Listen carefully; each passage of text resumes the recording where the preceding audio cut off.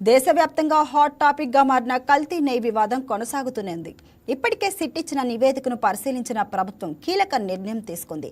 గతంలో చెప్పినట్లు ఏకసభ్య కమిషన్ ఏర్పాటు చేస్తూ ఆదేశాలు జారీ చేసింది. రిటైర్ ఐఏఎస్ ఆఫీసర్ దినేష్ కుమార్ను కమిషనర్గా నియమించింది.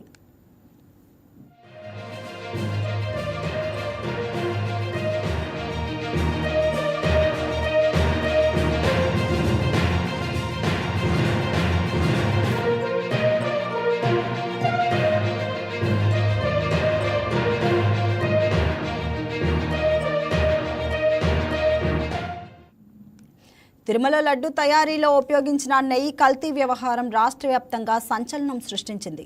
ఈ నేపథ్యంలో ఆంధ్రప్రదేశ్ ప్రభుత్వం కీలక నిర్ణయం తీసుకుంది. ఈ అంశంపై సమగ్ర విచారణ కోసం ఏకసభ్య కమిటీని నియమించింది. ప్రభుత్వ ఉత్తర్వుల మేరకు రిటైర్డ్ ఐఏఎస్ అధికారి దినేష్ కుమార్ను విచారణ కమిషనర్గా నియమించారు. ఆయన ఆధ్వర్యంలో వన్ మ్యాన్ కమిటీ ఈ వ్యవహారంపై లోతైన అధ్యయనం చేపట్టనుంది.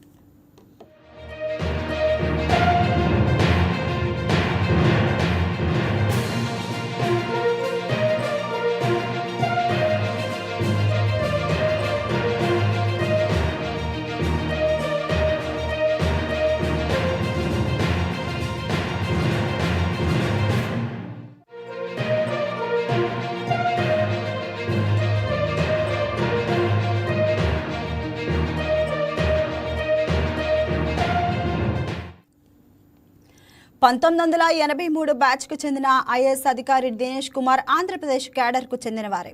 1958 సెప్టెంబర్ 16 ఉమ్మడి ఆంధ్రప్రదేశ్లో ఈయన జన్మించారు.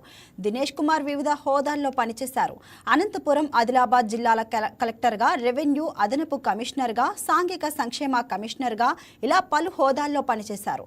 2017 మార్చి 31న ఆంధ్రప్రదేశ్ సీఎస్గా బాధ్యతలు నిర్వహించి రిటైర్ అయ్యారు.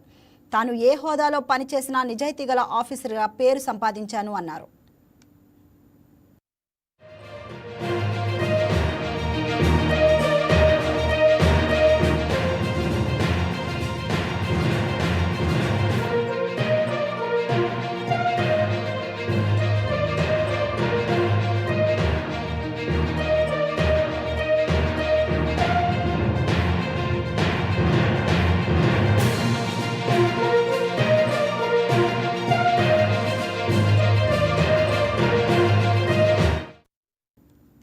తిరుమల లడ్డు తయారీలో ఉపయోగించిన నెయ్యి నాణ్యత, సరఫరా ప్రక్రియ, టెండర్ విధానం, అలాగే జరిగిన లోటుపాట్లపై కమిటీ సమగ్రంగా పరిశీలించనుంది.